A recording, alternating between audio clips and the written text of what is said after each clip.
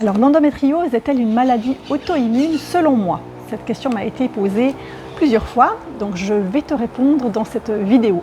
Oui, oui, totalement.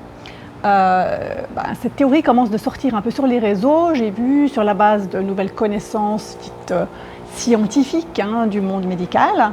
J'en suis ravie. J'en suis ravie. Moi, je n'ai pas eu besoin d'attendre ces nouvelles pour en être convaincue. Ça fait une dizaine d'années que je le clame. Depuis que j'ai travaillé avec des centaines de femmes sur ces sujets.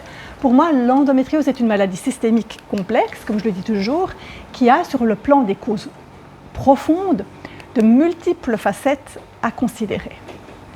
D'ailleurs, de nombreuses femmes présentant l'endométriose qui viennent me voir ont d'autres pathologies auto-immunes qui sont associées à l'endométriose. Ça peut être une fatigue chronique, vous savez, la fameuse fatigue chronique, la fibromyalgie, des intolérances alimentaires, des allergies, la maladie de Crohn, etc., du diabète, etc. Donc les problématiques se cumulent. Elles se cumulent. Sur le plan inconscient, mémoriel, et par voie de conséquence, sur le plan émotionnel, mental, psychique, physique, il y a une constante chez les femmes qui ont de l'endométriose, comme chez toutes les personnes d'ailleurs que j'ai rencontrées jusqu'ici en tout cas, présentant une maladie dite auto-immune.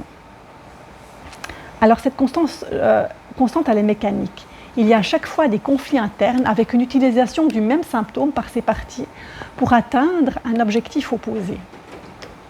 Donc quand je parle de parties inconscientes de notre être. Nous sommes des êtres multifacettes, paradoxaux, avec différentes parties en nous. Et il y a des parties de nous qui sont majeures, importantes dans notre incarnation, qui peuvent s'opposer. Et cela peut générer de gros problèmes dans notre vie. Et oui. Donc je parle vraiment du niveau inconscient. C'est pour ça qu'il est indispensable d'aborder une pathologie telle que l'endométriose de manière systémique, non seulement sur le plan physique, bon ça c'est une chose, mais aussi et surtout sur le plan thérapeutique en amont. Donc de la dimension causale, celle que moi je traite, celle que je connais et dont je suis experte. D'où l'importance d'avoir bien saisi les enjeux et quelles parties internes, inconscientes sont systématiquement en conflit lorsqu'il y a endométriose pour pouvoir les traiter, pardon j'ai eu une mouche, de manière adéquate. Oh là là, ou c'est peut-être même une guêpe. Je vais attendre. Quel que soit l'outil thérapeutique qu'on aborde. Je ne sais pas ce que c'est. Excusez-moi, c'est une mouche, je pense, mais elle est très intéressée par le sujet de la maladie auto-immune. Donc, quel que soit l'outil thérapeutique, quand il y a endométriose, ce sont toujours les deux mêmes parties qui s'affrontent, de manière mécanique. Donc, je précise que tout cela, je le répète, se joue au cœur de l'inconscient. Donc un travail conscient, conscient où on discute, où on comprend avec la tête, etc., et on tourne autour de ces sujets, ne suffit pas pour déloger ces schémas totalement destructeurs et générateurs de beaucoup de souffrance. Et cela ne suffit pas non plus d'aller observer nos émotions dans le conscient, les émotions du quotidien dont on peut avoir conscience. C'est vraiment quelque chose qui se joue en amont, parce qu'au-delà de la mécanique, il importe de comprendre quelles sont les deux parties qui s'affrontent et surtout ensuite de plonger dans la problématique personnelle parce que la problématique personnelle, elle est évidemment différente de femme à femme. Et évidemment, chaque histoire est unique, chaque femme a son propre parcours, son propre chemin et ça c'est évidemment essentiel à considérer. Par ailleurs, si on observe le fonctionnement des pathologies dites auto-immunes, on pourrait dire, en simplifiant beaucoup, que le système immunitaire, dans ce cas-là, qui est censé protéger notre structure physique, il est fait pour ça, se bat de manière excessive ou inappropriée dans une situation donnée contre des cellules qu'il est censé protéger de manière naturelle. Je le répète, le système immunitaire est prévu pour ça. Nous avons un système immunitaire qui est censé intervenir lorsqu'il y a problématique. Or, dans le cas des maladies auto-immunes, il y a une partie qui surréagit, qui réagit à un pathogène ou à une cellule. Donc, on va prendre un exemple. On va prendre l'exemple de la problématique des allergies ou des intolérances alimentaires, par exemple. Donc, le corps va se battre de manière exagérée contre quelque chose du pollen ou un aliment qui n'est pas fondamentalement dangereux. Ça se joue sur le plan du système immunitaire physique, bien sûr.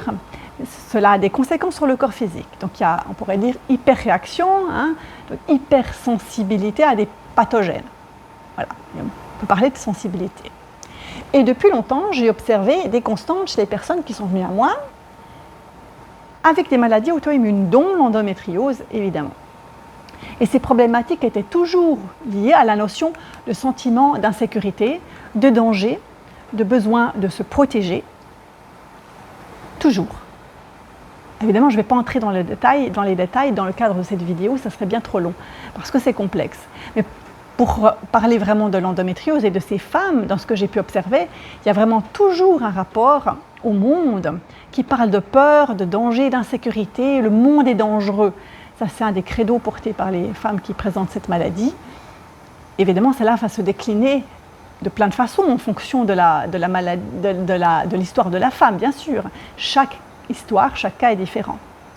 Mais comme dans le cas d'une réaction auto-immune, le système immunitaire n'arrive pas à faire face à un supposé agresseur, sur un plan, on pourrait dire émotionnel, énergétique, chez la femme qui a de l'endo, un stress est présent face au monde environnant, se traduisant ensuite par des répercussions sur le plan physique. Mais la problématique n'est pas sur le plan physique au départ, elle se situe sur un autre plan. Donc oui, totalement, l'endométriose est une maladie, selon moi, auto-immune. En tous les cas, un bon thérapeute abordera la problématique comme telle. Voilà. Et en comprenant la mécanique qui se joue en amont, bien sûr. Puis en abordant les spécificités de chaque situation au cas par cas, de manière unique et personnalisée.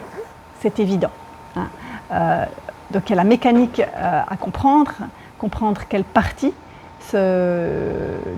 s'oppose, et puis ensuite, on rentre évidemment à partir de cela dans l'histoire personnelle de la femme. Et c'est là qu'on arrive vraiment à dénouer, détricoter cette fameuse toile d'araignée dont je vous parle et avec laquelle je travaille tous les jours avec les femmes qui viennent chez moi avec de l'endométriose et des problématiques complexes. Voilà ce que j'avais à vous dire aujourd'hui. Namasté.